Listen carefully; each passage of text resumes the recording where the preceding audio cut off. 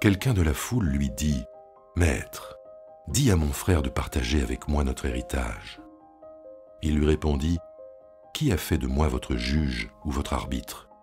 Puis il leur dit « Veillez à vous garder de toute avidité, car même dans l'abondance, la vie d'un homme ne dépend pas de ses biens. » Il leur dit une parabole. La terre d'un homme riche avait beaucoup rapporté. Il raisonnait, se disant « Que vais-je faire ? Car je n'ai pas assez de place pour recueillir mes récoltes. » Voici, dit-il, ce que je vais faire. Je vais démolir mes granges, j'en construirai de plus grandes, j'y recueillerai tout mon blé et mes biens. Et alors je pourrai me dire « Tu as beaucoup de biens en réserve pour de nombreuses années. Repose-toi, mange, bois et fais la fête. » Mais Dieu lui dit « Homme déraisonnable, cette nuit même ta vie te sera redemandée. Et ce que tu as préparé, à qui cela ira-t-il ? Ainsi en est-il de celui qui amasse des trésors pour lui-même et qui n'est pas riche pour Dieu. »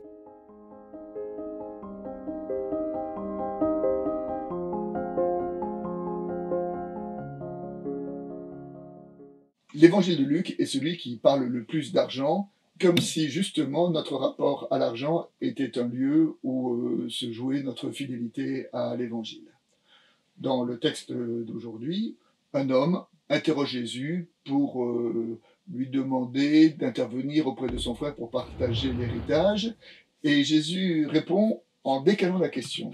Il ne répond pas à la question de l'héritage, mais il répond par une contre-question en interrogeant l'homme sur son rapport à l'argent.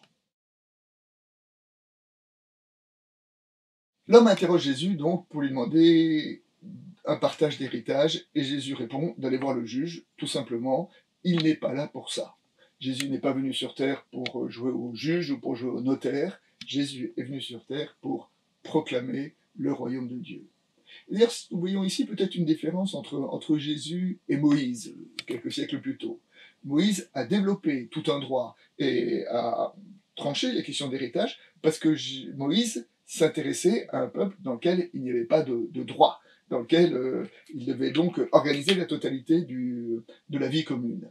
Jésus, lui, est né dans un pays dans lequel il y avait un droit, le droit romain, les coutumes religieuses, qui réglaient les questions d'héritage, et donc il a pu décaler le centre de sa prédication en laissant aux juges les questions de droit, pour lui se concentrer sur les questions spirituelles. Jésus prévient l'homme et lui dit « Gardez-vous de toute avidité », comme si c'était un peu le cœur de son message.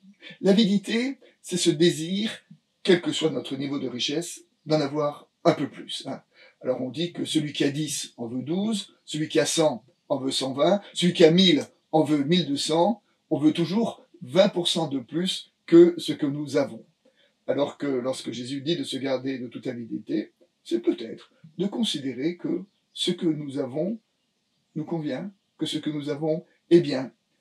Dans le Premier Testament, les commentaires rabbiniques disent que au moment de la rencontre, des retrouvailles entre les deux frères, Jacob et Ésaü, les deux frères qui ne s'étaient pas vus depuis plusieurs décennies, se retrouvent, tombent dans les bras l'un de l'autre, et à ce moment-là, il y a Ésaü qui dit à Jacob « Regarde comme Dieu m'a béni, j'ai beaucoup ».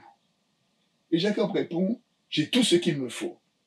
La différence entre « j'ai beaucoup » et « j'ai tout ce qu'il me faut » est justement peut-être ce rapport à l'avidité. J'ai beaucoup, mais je pourrais encore avoir plus. J'ai tout ce qu'il me faut, ce que j'ai me convient. Et peut-être que se garder de toute avidité, c'est considérer que ce que nous avons nous convient.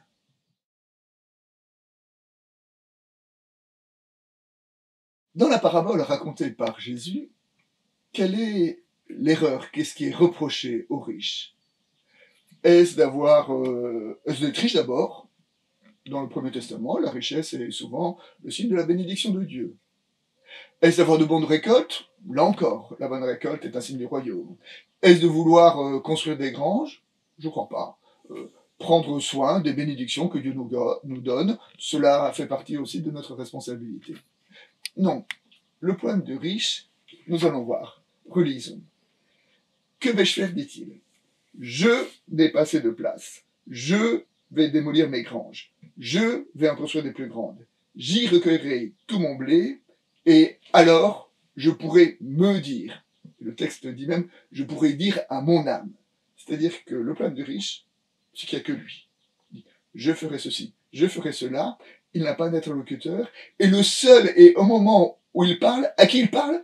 Il parle à lui-même. Il se parle à lui-même. Et là, nous avons donc peut-être cette dérive de l'argent, cette dérive de l'argent qui isole notre homme de telle sorte qu'il n'est plus seul, il n'est plus que seul avec lui-même. Dieu lui dit, homme déraisonnable, homme insensé, cette nuit même, ta vie te sera demandée. Et cette question, peut-être, est une façon de mettre de l'urgence dans nos décisions, dire peut-être que ce soir, notre vie nous sera demandée. Nous retrouvons ici la vieille tradition spirituelle qu'on appelle de la méditation mortis, c'est-à-dire la méditation de la mort. On raconte que le pape Innocent IX avait fait peindre un tableau de lui sur son lit de mort. Et on dit que quand il avait une décision importante à prendre, eh bien, il contemplait ce tableau. C'est-à-dire il se disait, dans la perspective de ma propre mort, quelle est la décision la plus juste que je dois prendre? Et peut-être que parfois, de méditer sur notre propre mort, c'est une façon de mettre de l'urgence et de l'essentiel dans nos décisions. La parabole se conclut en disant « Ainsi en est-il de celui qui amasse des trésors pour lui-même et qui n'est pas riche pour Dieu. » Alors, l'homme interroge Jésus sur l'argent et Jésus lui répond en disant « Quelles sont tes vraies richesses ?» Et peut-être que nos vraies richesses, ce ne sont pas des richesses d'argent.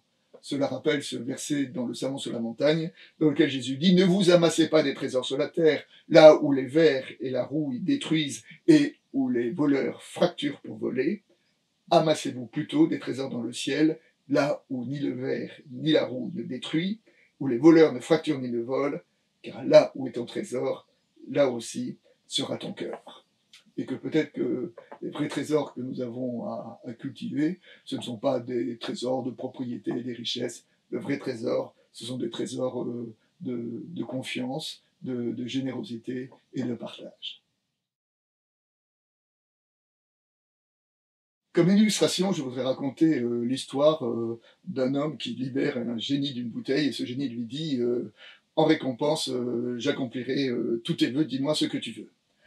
Alors l'homme demande une grande propriété, un château, avec des meubles magnifiques, avec des étoffes délicates, avec de la bonne nourriture. Le génie lui dit est-ce tout ce que tu veux? Parce que réfléchis bien, une fois que tu l'auras, tu l'auras. Et je ne pourrais pas revenir dessus. Alors l'homme demande d'y ajouter des parfums capiteux et des paysages magnifiques, et puis des propriétés encore plus grandes. Le génie réinterroge l'homme, es-tu sûr que c'est tout ce que tu veux? Alors l'homme en rajoute un peu et dit, je voudrais aussi ne jamais vieillir et garder une santé excellente jusqu'à la fin de mes jours. Et le génie lui dit, bon d'accord, c'est ce que tu veux. Il tape dans ses mains, et l'homme a tout ce qu'il veut, il arrive, il a le château, il a la propriété. Mais soudain, il s'aperçoit qu'il est seul. Il a oublié de demander aussi des compagnons avec qui partager sa fortune, et passer toute l'éternité seul, même dans un grand château, c'est un peu long.